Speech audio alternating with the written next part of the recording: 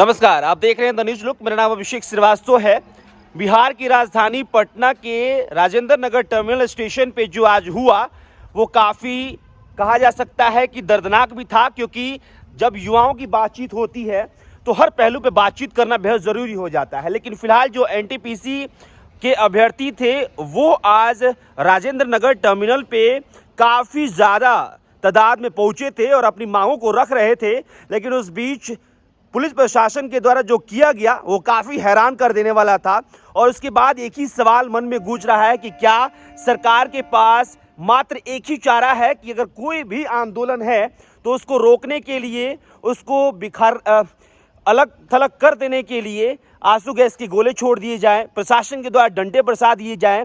और प्रशासन को शायद सिर्फ इसी काम के लिए रखा भी गया है, क्योंकि बिहार में अगर अलग अलग समय में अलग अलग प्रदर्शन की बातचीत की जाए तो अलग अलग प्रदर्शन को जब देखिएगा और उसको समझिएगा तो उस समय सिर्फ सरकार की उस नीति का चेहरा सामने आएगा, जिसमें यह दर्शाया जाता है कि अगर कोई भी आंदोलन आप कीजिएगा तो वहाँ पर आपको डंडे खाने पड़ेंगे, आंसू गैस के गोले यहाँ पर बरसाए जाएंगे।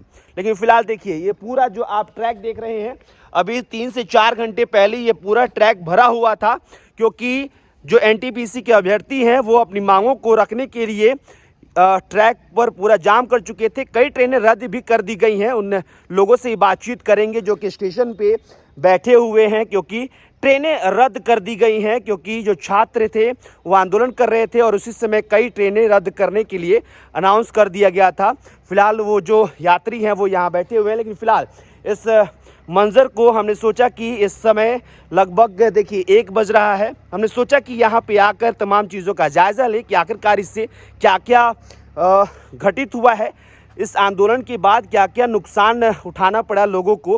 हालांकि जो एनटीपीसी के अभ्यर्थी हैं उसको कितना गलत और कितना सही ठहराते हैं ये कमेंट बॉक्स में लिख के ज़रूर बताइएगा, क्योंकि जो अभ्यर्थी अपने एक समय को यानी कि पढ़ाई करता है उसके बाद 3 साल तक आपके रिजल्ट का वेट करता है। अब इस पूरे दृश्य को समझिए कि 2019 में एनटीपीसी का फॉर्म भरा जाता है, फिर छात्र आंदोलन करते हैं, फिर 2021 में एग्ज़ाम लिया जाता है और फिर 2022 में लेकर जनवरी में आकर एग्ज़ाम के रिज़ल्ट दिए जाते हैं। और उसके बाद भी सामने क्या आता है, तो जो छात्रों के द्वारा दावा है वो स्कैम का है, क्योंकि एक छात्र का कई लेवल पे रिज़ल्ट हो गया है और इसके कारण कई छात्र छट गए हैं। तो छात्रों का कहना है कि इसमें स्कैम हो रहा है, इसमें धांधली होनी है, इसलिए तमाम चीज़ें की जा रही हैं। कमेंट बॉक्स में ज़रूर बताइए कि आखिरकार इन छात्रों की जो मांगे हैं वो कितनी जायज़ हैं, जो आज राजधानी पटना के राजेंद्र नगर टर्मिनल पे तमाम छात्र इकट्ठा हुए वो कितना जायज़ है। लेकिन फ़िलहाल इस स्टेशन से लगातार हम आपसे बातचीत कर रहे हैं और भी लोगों की बात सुनवाएंगे जो कि यहाँ पे बैठे हुए हैं। और आप चलिए वहीं लेके चलते हैं आपको और सुनवाते हैं कि आखिरकार कितने लोग हैं जो कि जाने वाले थे इस स्टेशन से अपने दूसरे गंतव्य पे और वो ट्रेन कैंसिल हो जाने की वजह से यहाँ रुक गए हैं। चलिए, राजधानी पटना के राजेंद्र नगर टर्मिनल स्टेशन से लगातार हम आपको तस्वीर जो दिखा रहे हैं। फिलहाल देखिए, ये अंकल जी यहाँ पे खड़े हैं। कहाँ जाना है आपको?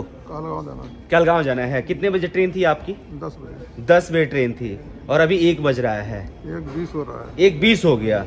अभी तक कुछ अनाउंसमेंट इसके लिए? कुछ नहीं किया गया। लेट के अनाउंसमेंट? कुछ नहीं, लेट या कैंसिल कुछ नहीं, किसी तरह का नहीं। टिकट आपने कराया है क्या? और किस में टिकट का कितना पैसा लगा?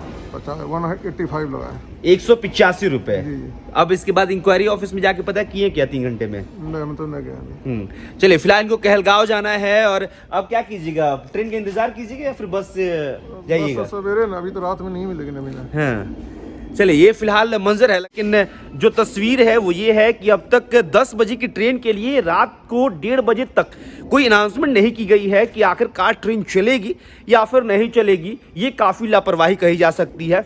चलिए, तो हम राजेंद्र नगर टर्मिनल लगातार यहाँ बने हुए थे, यहीं से बातचीत हम आपसे कर रहे थे। और भी जो भी एनटीपीसी जो अभ्यर्थी हैं क्या कुछ करेंगे इसको लेकर भी हम आपको अपडेट देते रहेंगे। लेकिन कमेंट बॉक्स में ये ज़रूर बताइएगा कि आखिरकार ये जो छात्र कर रहे हैं वो कितना सही है, क्योंकि पहले उन्होंने सोशल प्लेटफॉर्म ट्विटर पे उन्होंने कैंपेन चलाया, उसके बाद कई माध्यमों से उन्होंने अपनी बातों को रखना चाहा, लेकिन उसके बाद भी बोर्ड ने कुछ नहीं सोचा या फिर सरकार ने कोई ऐसा पहल नहीं किया जिससे कि छात्रों को, अभ्यर्थियों को कुछ समझ में आए कि वाकई सरकार ये चाहती है कि युवाओं के साथ, अभ्यर्थियों के साथ कुछ बेहतर हो। तो फिलहाल जो भी और भी अपडेट्स हमारे पास आएंगे हम आप तक लेकर पहुंचेंगे। फिलहाल इस खबर में इतना ही। चैनल पर नए हैं तो सब्सक्राइब कर लीजिएगा, फेसबुक पेज पर देख रहे हैं तो लाइक कर लीजिएगा। बहुत बहुत शुक्रिया।